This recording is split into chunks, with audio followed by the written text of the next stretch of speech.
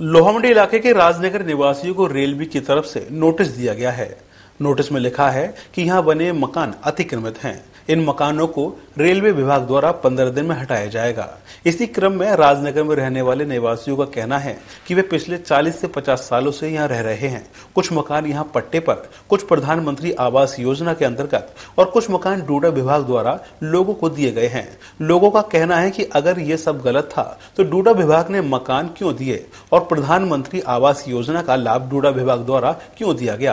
राजनगर के निवासियों ने सूचना के अधिकार के तहत इसके बारे में कई जानकारी भी मांगी गई है, लेकिन संबंधित विभाग द्वारा कोई जवाब नहीं दिया जा रहा है।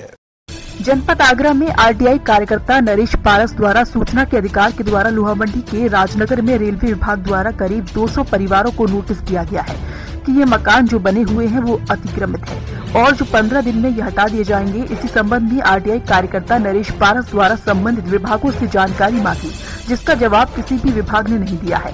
जबकि यहाँ रह रहे लोगों का कहना है कि यहाँ पर वो 40 सालों से निवास कर रहे हैं। यहाँ पर हमें सरकार द्वारा पट्टे की जमीन दी गई थी, मकानों की रजिस्ट्री है, कुछ ही पावर अटार्नी है, कुछ मकान प्रधानमंत्री आवास योजना के अंतर्गत बनाए गए हैं। डूडा विभाग द्वारा भी लोगों को मकान दिए गए हैं।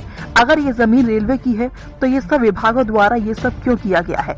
इसी संबंध में आरटीआई कार्यकर्ता ये राजनगर के निवासियों के द्वारा सूचना के अधिकार के तहत ये जानकारियाँ मांगी गई थी, लेकिन संबंधित विभाग द्वारा कोई भी सूचना नहीं दी गई है। समस्या ये आई है कि रेलवे वालों ने बगैर किसी के वजह से नोटिस यहाँ भेज दिए। किस तरह का नोटिस है? नोटिस में भेज दिया है कि आपके मकान वो है रेलवे के वाद में है और आपके मकान टूटेंगे। ये समस्या यही है सर कि हम जहाँ 32-40 साल से रह रहे हैं यहाँ पे, और जब अगर रेलवे की जगह थी ये तो सीवर लग गई, लाइट पानी लाइन आ गया, सारा सुविधा है वहाँ लिए दी गई है, फिर काहे के लिए रेलवे लाइन की जगह है ये।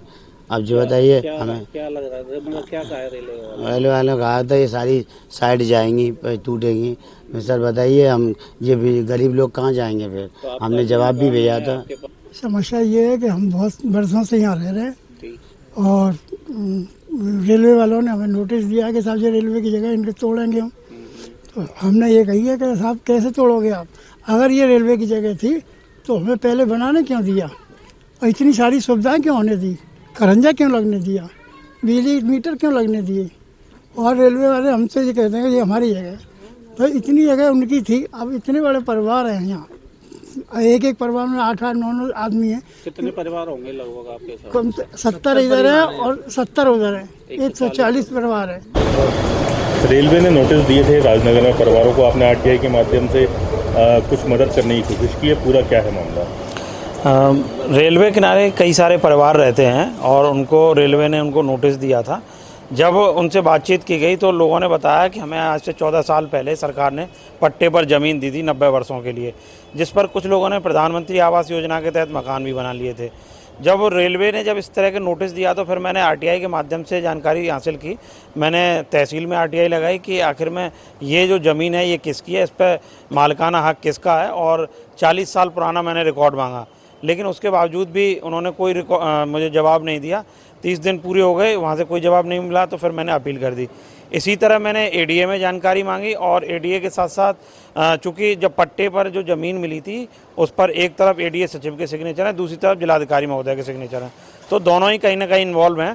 तो इसको लेकर फिर मैंने एडीए में आरटीआई दाखिल की, फिर उसके बाद में जिलाधिकारी कार्यालय में दाखिल की, लेकिन दोनों जगह से कहीं से भी कोई जवाब नहीं मिला।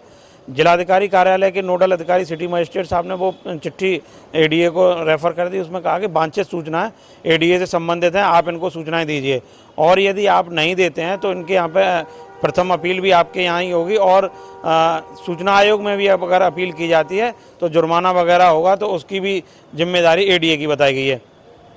30 दिन बीत जाने के बावजूद भी किसी तरह का कोई जवाब नहीं आया। मैंने खुद आरटीआई लगाई और साथ ही साथ जो पीड़ित लोग हैं उन्होंने भी आरटीआई लगाई। जब कहीं से कोई जवाब नहीं मिला तो संयुक्त रूप से सामूहिक रूप से फिर फर्स्ट अपील दायर कर दी गई है, लेकिन जवाब अभी तक हमें नहीं मिला है। महाराज न्यूज़ के लिए शैलेंद्र लवानिया की रिपोर्ट।